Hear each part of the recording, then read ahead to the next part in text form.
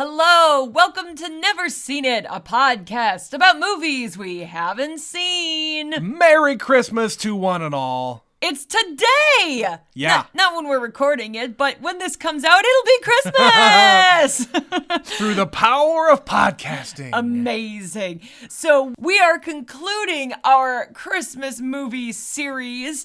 Today we are doing an all-time classic from 1983. It is A Christmas Story. And we are doing this movie because despite the fact that it has existed for nearly 40 years, I have seen this movie and Trent has not. I have never seen A Christmas Story.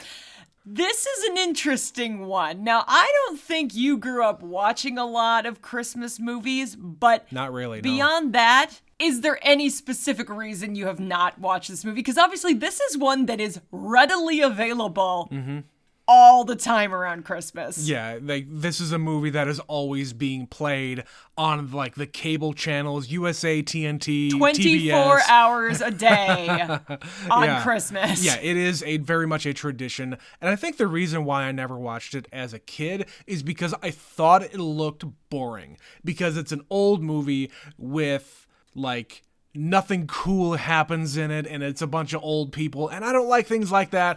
I mean, that was just my mindset at the time. When you were a kid, it looked older than it actually is, which Yeah. I understand. I definitely thought as a child, because this movie is set, in the 50s. I think it was in the 50s. That it looks to your small mind like an ancient movie, even though it looks was boring. It was pretty new when we were kids. Of course. I wouldn't have known that, though. So obviously you are not completely unaware of this movie. So tell the people, what do you know about A Christmas Story? Oh, fuck. It's the kid with the glasses. He wants, what is it called? The red rifle of some... I can't remember the exact name, but he wants a BB gun. Okay. And I think it's something to the effect of the red rifle. You're close. Yeah, fine. It's a red something. And it's a family movie. It's just this kid growing up and it's Christmas time. The only thing he wants from Santa Claus for Christmas is this thing. And it's just kind of the adventures of this kid, I think, and his maybe cousins and his parents. It's a family movie. It definitely is. And it's one of those movies that there are certain Christmas movies that different families are defined by. They have their Christmas movie. Yeah. And I think which one in your house was on repeat kind of says a lot about your family. A lot of people... Am I going to be judged? No, I just mean it's an interesting thing that has happened where a lot of people are a Christmas Vacation house. That is their Christmas movie. Yeah. A lot of people... The more dysfunctional houses. Yeah, a lot of people watch Elf. That's kind of a more modern one. Yeah, and I hadn't seen Elf until you and I were dating, I think, is when you showed that to me. And then this one is definitely one that people come back to year after year. It's the first one. It's the most watched one. They show it to everybody. I was not one of these. I actually only saw this for the first time in college. Okay. So I, like you, was a little behind the times. I'm a little surprised. Well, I didn't have cable, so even though I Sure. was keenly aware that it was on 24 hours a day, I feel like your folks, though, would have picked this up at some point. my parents had never seen it either. Wow. So here's my experience with this movie. I was driving home, and when I say driving, I was the passenger, so I was riding home. I caught a ride with somebody from college for Thanksgiving break. And on the drive, we were just talking about this and that and whatever came up. And she revealed to me that she really doesn't like Christmas very much. It is not her favorite holiday. She's not somebody who gets into the spirit of the holiday. That's fair. And she told me there is exactly one thing that makes her feel Christmassy, and it is this movie. And Okay. so that was at Thanksgiving. So when I went home for Christmas, I got a copy of this from the library, and I watched it for the first time. By yourself? I think maybe my brother watched it with me. Okay. But I watched it that year, and then the following Christmas, I made my parents watch it. And so now I think everybody in my family, or most of my family, has probably seen this movie now, but none of us had watched it. until I was in college. I am amazed. Knowing your family, I am amazed that it was never a thing. And when I don't really know much else other than the little bits that I've kind of gleaned over the years. It's the you'll put your eye out kind of thing. Yeah. But like knowing your family and knowing their sensibilities, this seems like the kind of movie that it's just mischievous enough to be entertaining and like okay for the kids. Right. So I was also surprised when I found out that nobody in my family had watched it. So I made sure to remedy that. If I find out upon this recording, after this goes out, that somebody in my family hasn't watched it, be warned, family. Be warned. I'm coming for you. But for now, I'm going to start with you, Trent. We're going to go and watch A Christmas Story, and we will be right back.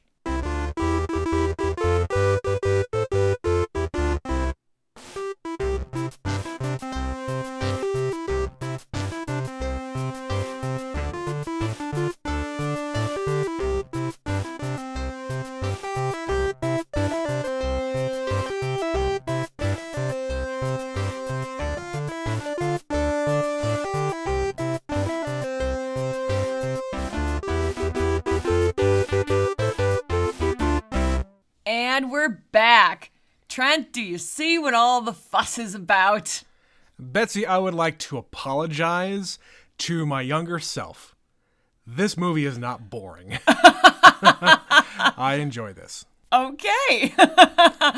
Yeah, this one, I'm not gonna lie, I just had a smile on my face this whole movie. Yeah. I haven't watched this one in a few years because I've been wanting to watch it with you, and there's so many Christmas movies that I tend to just pick a few every year. Yeah, like you watch White Christmas every year. That's about the only one that is consistent. Yeah. But yeah, I think the reason why it is endearing is because it's not like super like sentimental and like, oh, it's the Christmas spirit and like all the messages of Christmas. No, it's about a family in the Midwest having Christmas and having a life and growing up in the 1940s. And being in the winter in the Midwest. And this kid who just wants one specific thing, and how's he gonna get it? And being kind of poor. A little bit, yeah. They want a new furnace, and they keep showing Dad doing battle with this furnace because they don't have the money to buy a new one. They're lower middle class, if they're anything. Yes, they're not broke, certainly, but this is in the 1940s. It's even worse in the 40s. And this is going to be, coming out of the Great Depression, maybe during the war, right after the war. They don't actually specify when this takes place. No, and I read that there's some debate about exactly when this is set, but if you look at some of the pop culture references that they're pulling out here, it is clearly the early 40s, or around there. Okay, so maybe before America got involved, the war is going on, however. Definitely. But yeah, I mean, I kind of grew up in a similar fashion. I didn't really get like big gifts. My family didn't really have like gourmet, like talking about their food. They ate cabbage and meatloaf and mashed potatoes. That's it. Does anybody even eat cabbage as like a focal point of the meal anymore? I have no idea. I feel like our parents got so fed up with eating cabbage as children that they've banned it as a society, as a generation. Meatloaf to me is like this F tier, F level of entrees, if you want to call it that. Meat thing you put on your plate. I hate meatloaf. It's not an appetizing sounding dish. No. Meatloaf. I would rather eat an entire loaf of bread that came out of that pan than a meat product of some kind. I don't care how much ketchup you slather with it. It is disgusting. I think meatloaf is certainly a niche food group. Yeah. It's not for everybody. Definitely not. I like a meatloaf, but I think I've only ever actually had meatloaf made by my mom, so I like my mom's meatloaf. Right. Anything else I'm not so sure about. Yeah, and like my mother made meatloaf. I ate like a few bites of it and then I had to stop. You politely poked at it. Yeah. And I've always been a quote unquote picky eater, but I feel like I have an excuse to be excused. When it pertains to meatloaf. When it's pertained to meatloaf, yes. Anyway, but yeah, I identify with this kid. I mean, I never had a little brother growing up, but, you know, I was the kid with glasses. I was the kid who was into, like, video games and geeky stuff. This kid is into his equivalent of a Roy Rogers radio program. He likes he likens himself to be a cowboy and like shooting robbers and things like that. I mean, he's a normal kid. And of course he has fantasies, and there's all these like really funny little, not pantomimes, but little vignettes in his own brain that are played out for us, the audience. And that was kind of me too, because I lived in my own head. I didn't talk to a lot of people. I didn't play with a lot of kids. I didn't have a lot of friends. And I was an only child. So what did I have but my own brain? Your own imagination. Yeah. So, yeah, I identified with this kid a lot more than what I expected. And, yeah, it's not even like I wouldn't even sit down in here and say, oh, it's a nice story. I mean, no. Nothing really happens in this movie. It's just the stream of consciousness, and I think the idea of the narrator hearkening back to these times and like remarking on the different things that were happening to him, it's very much like The Wonder Years, which came just a few years later. Yep, it's the good old days. Let me tell you about what it was like when I was a kid. We started this Christmas series with 8-Bit Christmas, which obviously is heavily inspired by this movie. It's the same sort of thing. You've got the older version of a person talking about the year they wanted that specific gift and all the things they went through to get it. And even in 8-Bit Christmas, they're not really dwelling that much on the gift itself. It's just what was going on during the time. Yep. Like, eventually they got it, but that's not the point. But in this one, that kind of is the point. Well, in this one, he gets it, he shoots it once, and he does the thing that everybody warns him about. Yes. And that's it. He never shoots it again. So, of course, there's all these moments in this movie that I'm sure that you didn't think about before we started recording. But as you were watching, you went, oh, yeah, okay. Yep, I've heard of the pink bunny costume. I've heard of the kid sticking his tongue on the pole. I've heard of the you'll shoot your eye out thing with the rifle. And I think I did know about the leg lamp. I just forget that it's from this particular movie. But Trent, it's a major award. It is the major award. And like I've seen depictions of this lamp in other capacities, but I did not know that it was, number one, this big. It's and large. This fucking hideous. It's also fragile. It's Italian. Fragile. And I yelled at Betsy. I literally said, oh, this is fragile. And then the dude said the same thing, and I looked over at Betsy and said, is this where this comes from? Jesus. I don't know if this is the origin of fragile. I feel Might as well be. I feel like a lot of people have been making that joke for a long time, but everybody has that specific thing it's from. Yeah, it's so like most people like our age probably think of Finding Nemo because they make the same joke in that one. Yeah, they also say escape or something like that. Yeah, it's the same joke. Yeah, it's the ultimate dad joke. But there's just a lot of those moments that are infinitely repeatable. This isn't a movie that is quotable. I wouldn't call this one a quotable Christmas movie. Not really. Because really, apart from You'll Shoot Your Eye Out and It's a Major Award, that's kind of the only two lines of dialogue, and then maybe fudge. But I didn't say fudge. The rest of it is all like visual gags and just the way Ralphie reacts to things. Like the first time I saw this, the one that cracked me up was when Mom is bundling up his little brother in 400 layers to go outside. And then he can't put his arms down. Like, that just cracks me up because I remember growing up in this part of the country, you got to dress warm to go to school because you're expected to go outside for recess. And you're wearing your regular clothes and your sweatsuit and your, your snowsuit. You also have to have, you can't wear your boots in the classroom, so you have to have a change of shoes to wear in the classroom. So you have to have your snow boots, your regular shoes, your coat or a jacket, and a snowsuit. Your hat, your gloves, and a hat and gloves and everything. And by the time you got all of that on, recess is basically over. You had to learn the shortcuts. And I asked you this the other day. I used to do this thing where you would wiggle into your snowsuit and then put your boots on. But of course, you have to get your snow pants over the boots.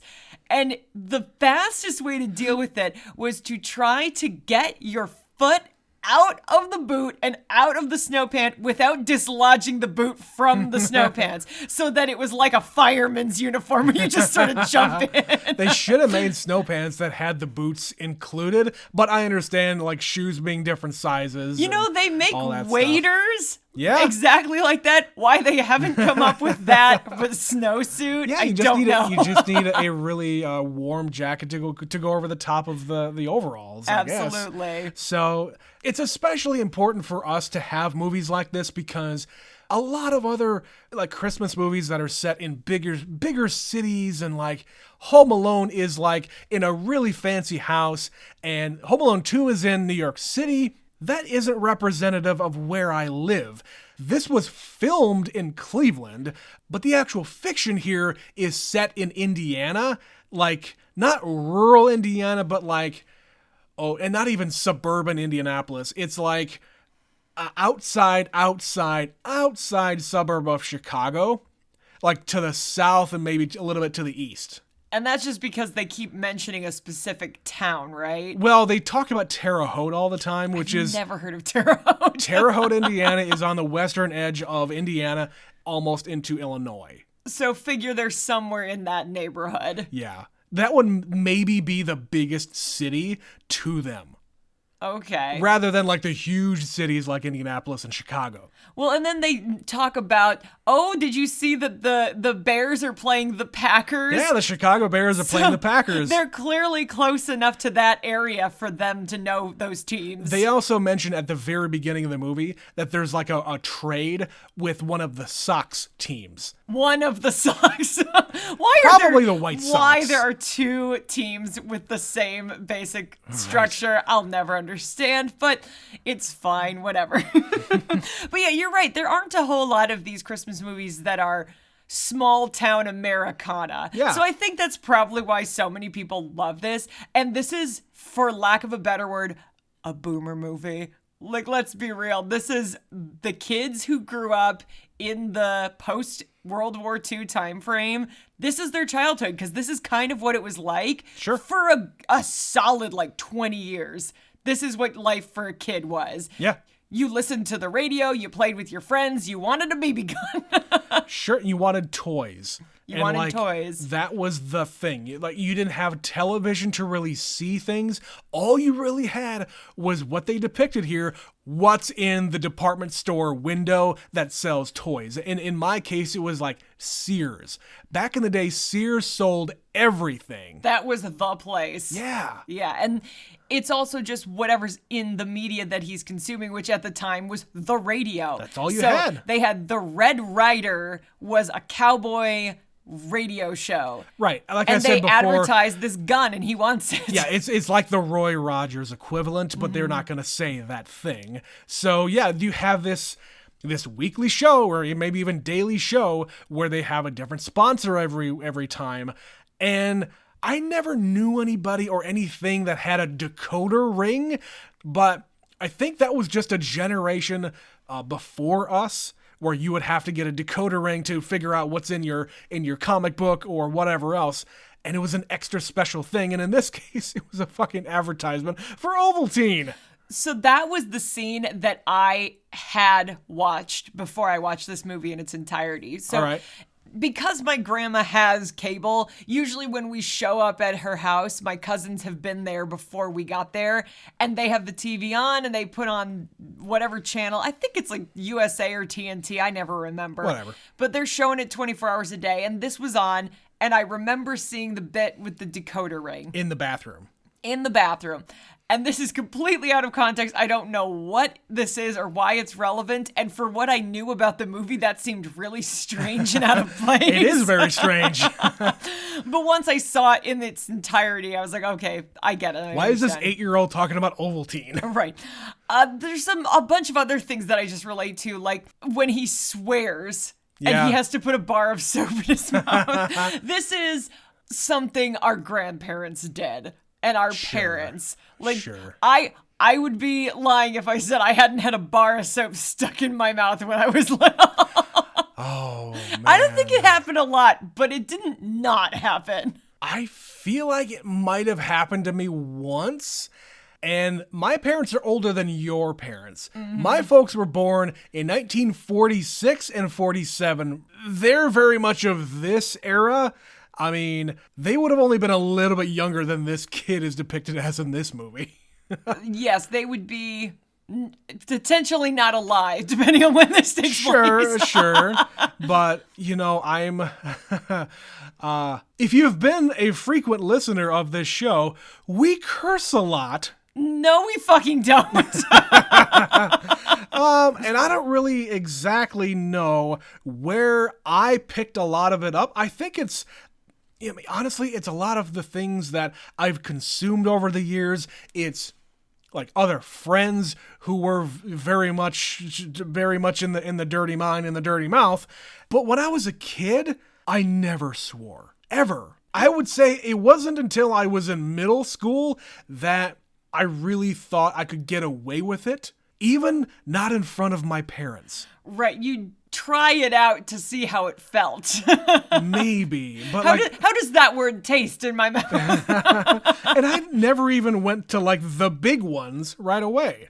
Meanwhile, I would say that my dad, while not exactly like the father in this movie, is certainly cut from the same cloth. When he would get frustrated, when he'd be working on something, there would be a string of obscenities, a string of choice vocabulary. But he didn't do the Joe Pesci route where he's doing the Fressen and Razzle Fressen. But that's what's funny about this movie is, of course, that's what he's saying. He's saying incoherent gibberish, but we are to believe that what he is actually saying is a string of beautifully eloquent curse words. Because Ralphie actually does say the word, even though he doesn't say it in the movie. Yeah, there's really barely any swearing. I think he says son of a bitch. He says son of a bitch, yeah. But the rest of the movie is pretty much swear-free. It is, yeah. It's all like, not a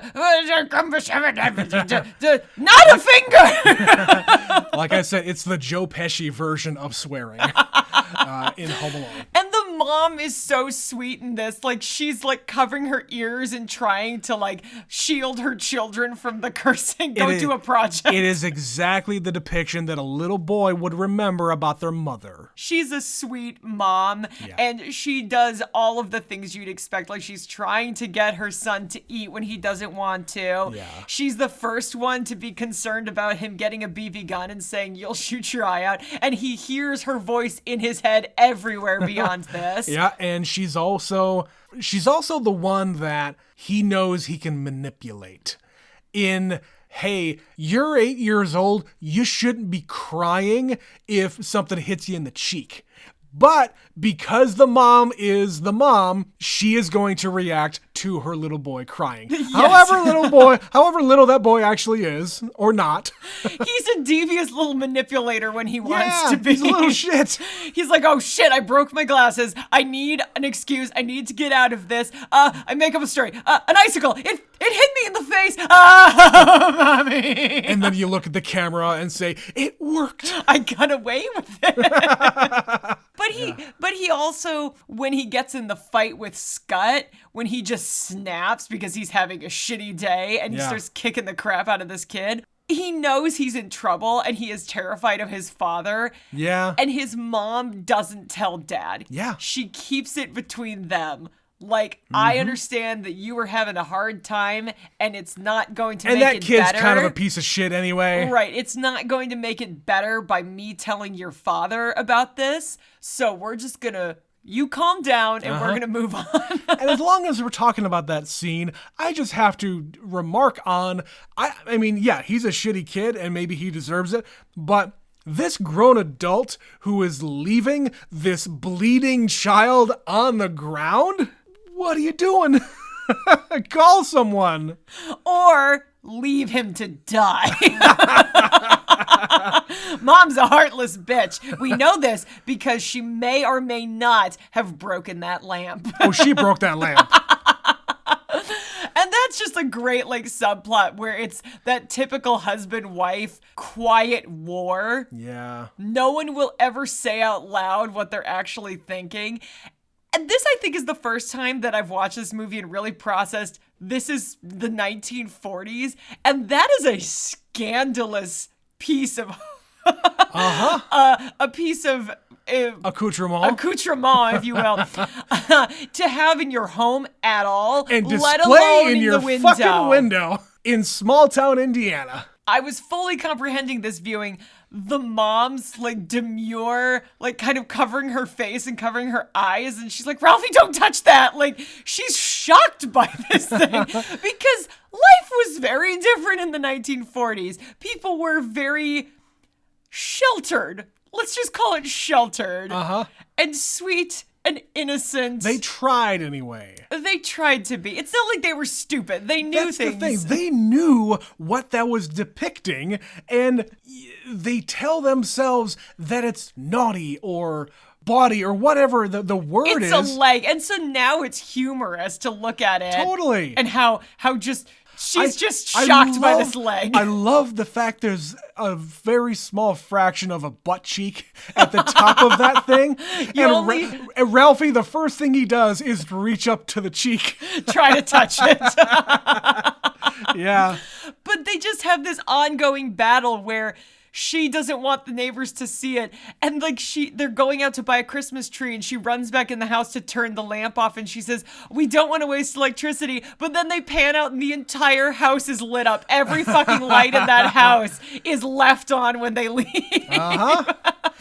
They ain't got LEDs in there. That's all incandescent stuff. That will cost you a fortune. Yes, it will. Even in the 1940s. Yes, it will. And speaking of the electricity, you were... Oh, God. Literally wincing. I was squirming in my chair. Squirming because in the 1940s, let's just say the electrical grid and the code, the rules were different.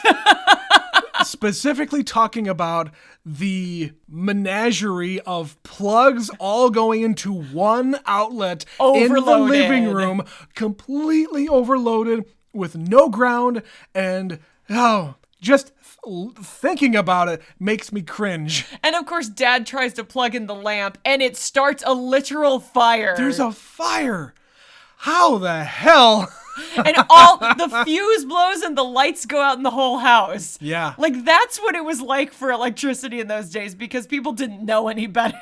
Well, it's like it's the one port in the entire house basically that has electric current.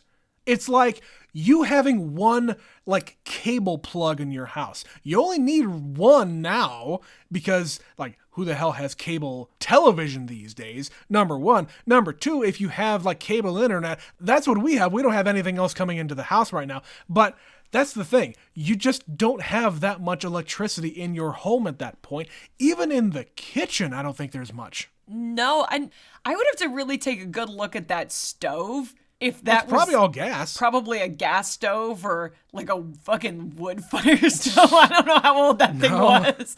It was a solid iron beast. That's all I know. They also have like the wash basin inside that kitchen. Yeah, and like the old-timey toilet, like with the wood lid and a chain handle. Right, with the tank, quote unquote, on top. Yeah, there's a lot of very old type of technology. But think about it. Small town Indiana, you would not have gotten a lot of the upgrades provided to you back then. Like when this house was built, probably in the early 1900s, before there was any kind of electricity distributed to a lot of these smaller towns. In the bigger cities, the houses would have had electricity all over the place and modern toilets and modern appliances and shit like that, but we're still living in the dark ages, as it were. They're lucky they have indoor plumbing. Yeah.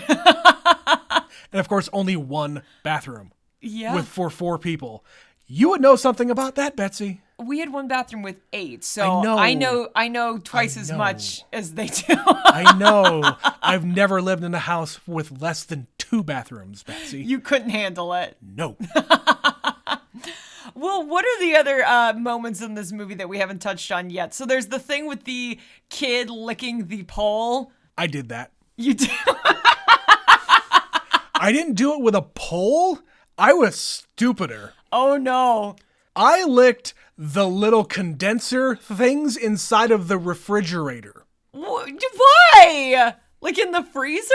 No, the refrigerator. We had an old style refrigerator in our old house. Like one of those busted ass like 1950s monstrosities or something? No, it was more like it's the condensers in the top of the refrigerator where like the moisture would be collected by them and they would drip down the back. Oh, okay. So okay. I licked one of those, but it was frozen.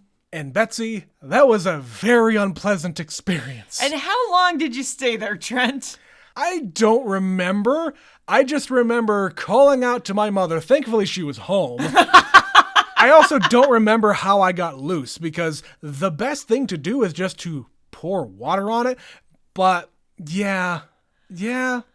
Oh, I did that. Kids, if you're out there listening and you feel the urge to do something stupid, at least make sure there's someone else in the house. Yeah. Because, yeah, it should just take water. Like a wet rag would probably do it. She probably got like a towel or something, a washcloth. I have no idea. And set you free, you stupid boy. So in this movie, the way they did that is there's a little suction tube. Yeah, I read that. In the pole, and he just put his tongue on it, and it just held on. But I love the way the kids all react. The bell rings, and he's like, "Don't leave me. What are we going to do? The bell rang." The bell rang. You're programmed at a bone level that you have to respond to the bell ringing. We know we'll all be in trouble, and so we're just going to abandon you. Right. And of course, they go back into this fucking, like, what seems like a one-room schoolhouse. I know it's a big Warren school. G. Harding Elementary. Yeah. Something you are unlikely to hear anymore. Nope. But yeah, like you can, like the teacher can see the playground as it were, and if she's questioning where one of the kids is, turn your head. You can see him out there struggling. Also, are we to believe that there was no adult supervision on the playground during recess? I don't think we had adult supervision on recess. We always had like one teacher out there somewhere. Yeah, they were probably there. I just wasn't ever paying attention. I just love the idea that, especially in the 1940s, it just sort of fits in my brain that they would let the children out and then just wrangle them back up later without really watching them. That just tracks. Oh, yeah. In my brain, they're just like, go outside. Yeah, they're kids. You'll be fine. That's what they did in those days. Go outside. I'll tell you when I need you. By ringing the bell. By ringing the bell. Yeah. I'm a little confused by, like, okay, you're in the 4th grade. I think is what was on his paper. Yes. He was in the 4th grade. I assume this is the entire grade in this one classroom. It's a small town. Yeah. It's the entire grade in that one classroom.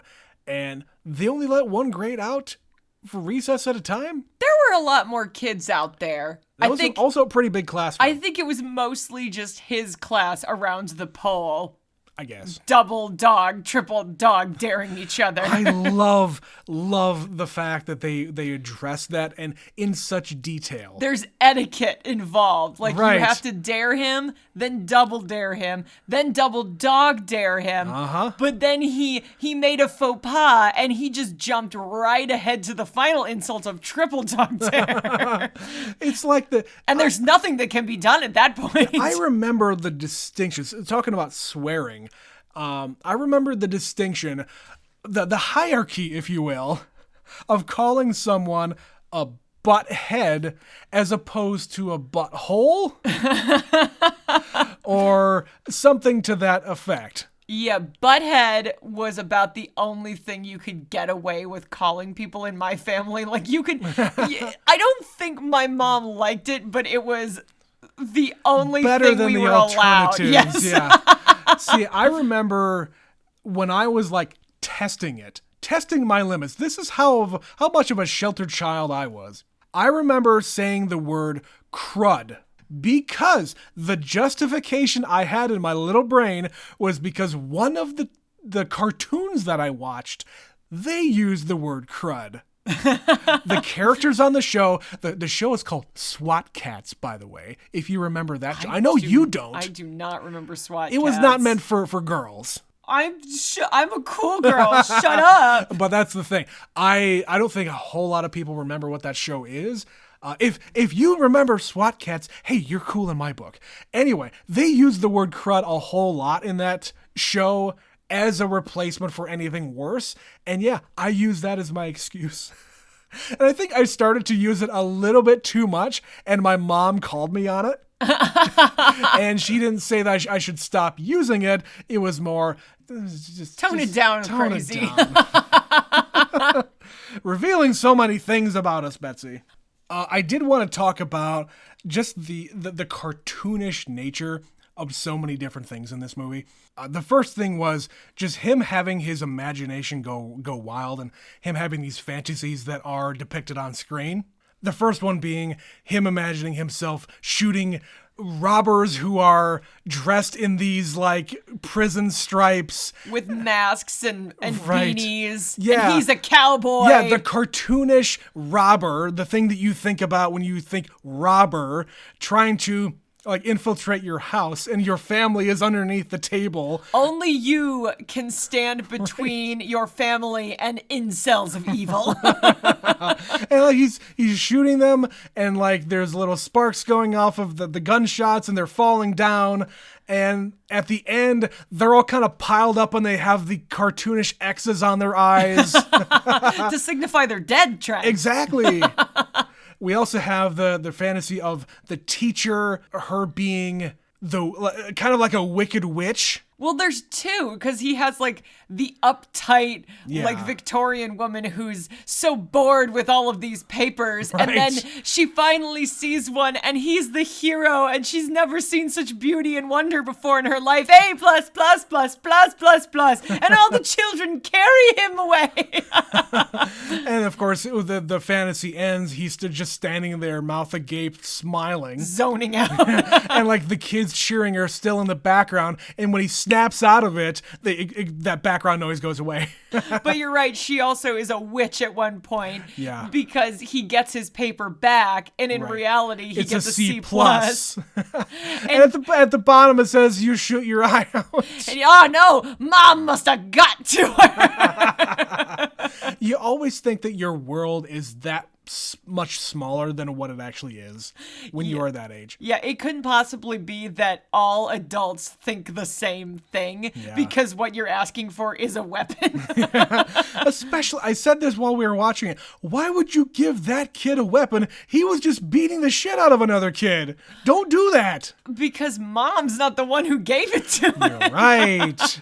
And speaking of the dad, almost the entire way throughout the movie, I was trying to think, God, who does this actor remind me of? And it finally hit me at the Christmas scene. He reminds me of Brian Cox. A proto Brian Cox. Yeah. And Brian Cox is very British, but I never see him play anybody but an American. And he's usually very grumbly when he does. Yeah. But yeah, he completely reminds me of him. And Bob Hoskins was the other guy I was thinking of. Two Brits, apparently. I don't know why. But more cheerful. Like, his dad has a string of Yeah. obscenities, but he always seems like a fairly happy guy. Yeah. He just gets frustrated with equipment. Well, and speaking of like the cartoonish nature of it, at the very end, the door is let open and the dogs come in. He's sitting there in his chair reading the paper, and he does like the cartoonish double take. He hears something, and so he puts it down, but there's nothing, so he puts it up, and stuff runs past, so he puts it down, and there's nothing. Right. It's a triple take. Yeah, and there's, 7 dogs that live next door. Right. The only reason these dogs are in the plot is because at the end of the movie, they need to bust into the house and steal the Christmas dinner. Yeah. Which then leads them to go to the only restaurant that would be open on Christmas. The Chinese bowling alley, of course. Chinese bowling alley. And they have a duck, and it's still got the head on it.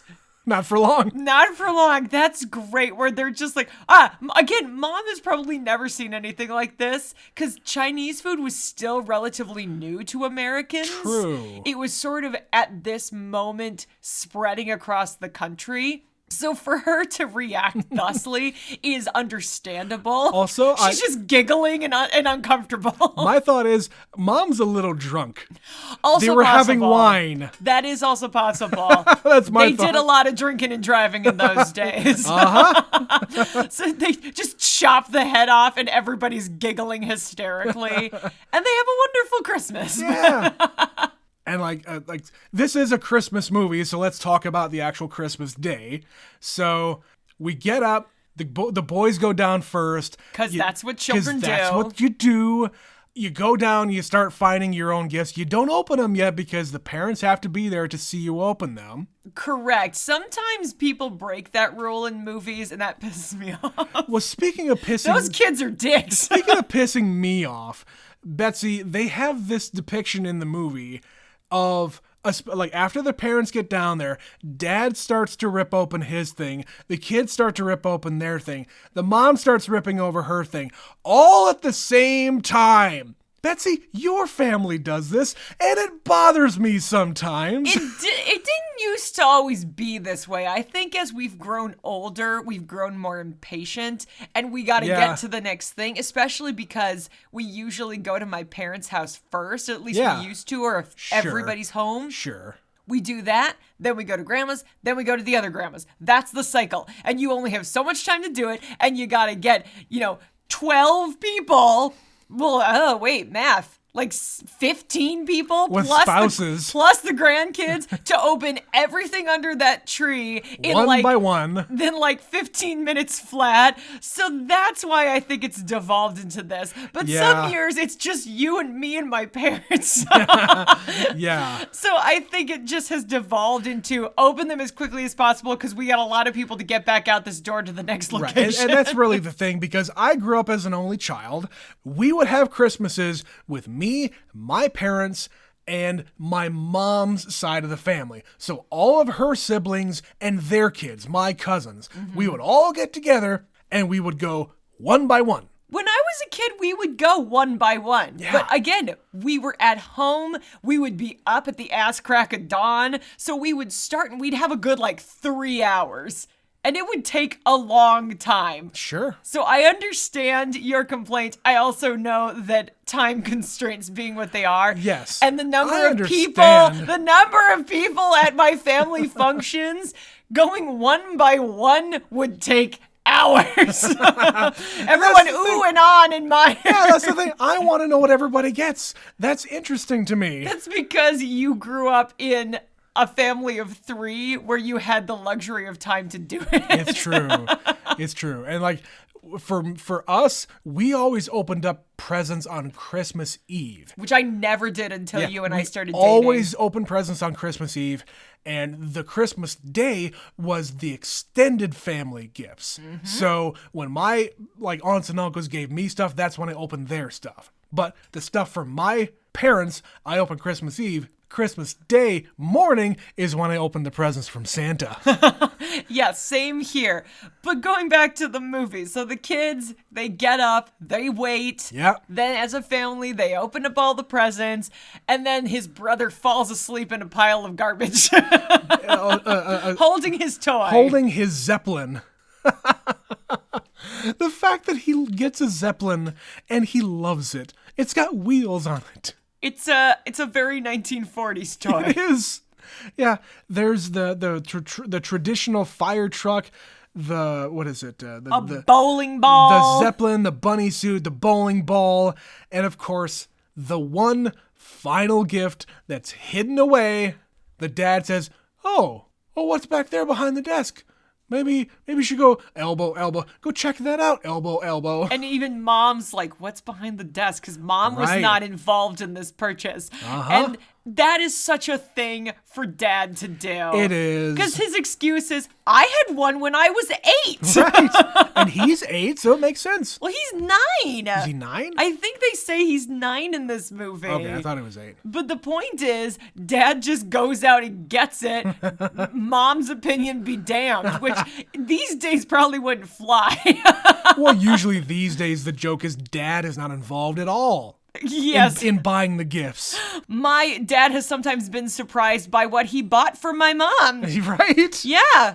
Yeah, I mean, the joke is, especially in my house, when I was a kid anyway, my dad was more interested in what my mom got me because he was just as surprised as I was as to what I was getting. Like, his contribution to Christmas was going to the jewelry counter and getting my mom a single thing and, like, maybe getting her like slippers or a necklace or the traditional things that a man would give a woman. You and I have this in common. Our fathers were responsible for exactly one present. Yeah. And it was for our mothers. Exactly. No, my favorite one was one year my mom lost the diamond out of her wedding ring, out of her engagement ring. She looked down one day and it was gone. And of course she was devastated. And it happened like the week of their anniversary, like one of their milestone anniversaries. Sure. So for Christmas that year, dad replaced it. And it came in and they wrapped it up and it was under the tree and mom opened it up for Christmas. And she's looking at it and she's like moving her glasses up and down, like getting a better look at it. And just says, is this bigger than it used to be? She had been staring at the thing for 25 years and dad got her an upgrade. All right. But yeah, he did good that Christmas. That was not one year that mom bought her own Christmas present. That doesn't happen very often. It has happened from time to time though. So one last thing we wanted to talk about before we wrapped this up. The star of this movie is Peter Billingsley. Yes. And up until today, Trent, you did not realize that you had seen Peter Billingsley in some other films. My little mind was blown apart. About, let's just say 56 minutes ago. Before we started recording. I was on the IMDb page and I was just kind of looking around. I went to a website and I saw something to the effect of executive producer on Iron Man executive. What? Yeah. Peter Billingsley was an executive producer on the first Iron Man and he was in the movie. And he's in the other Spider-Man movie too. Right, because yes. It's the It's same the same character, but still. Yes, yeah. He's bald. He's the scientist after Tony comes back, and Obadiah is berating him, saying, Tony Stark built this in a cave with a box of scraps. And the scientist says, I can't do it. I'm not Tony Stark. That is Peter That's Billingsley. Fucking Peter Billingsley. Would you like me to hurt you even deeper? No, but go ahead. He's also an elf. Okay. I've only seen Elf once, so go ahead. I didn't know you've only seen Elf once. I know what we're watching. I know what we're watching next.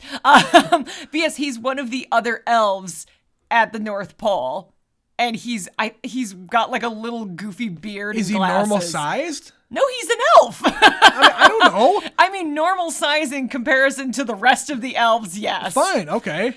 He also is just sort of in that group with Jon Favreau and Will Ferrell and those guys.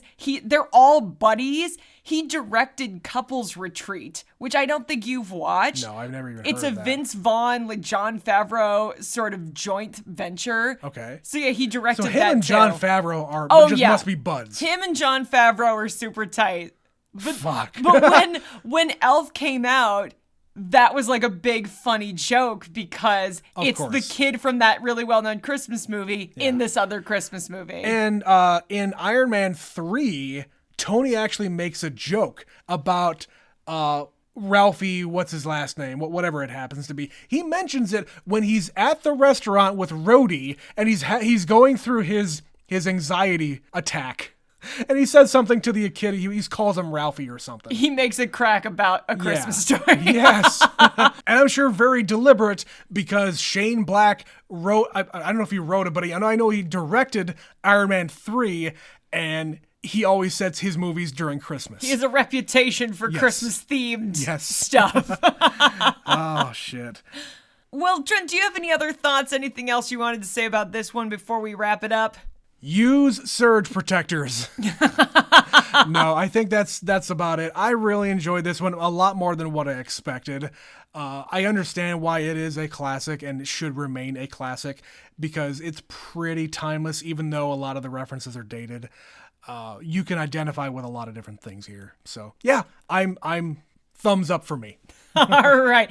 I'm glad to know we converted one more believer in A Christmas Story. Yeah. But we're going to throw it now to an email. We don't have any more about our Christmas series, but we do have one from our superfan Stephanie about Cruella, which is a recent movie we watched.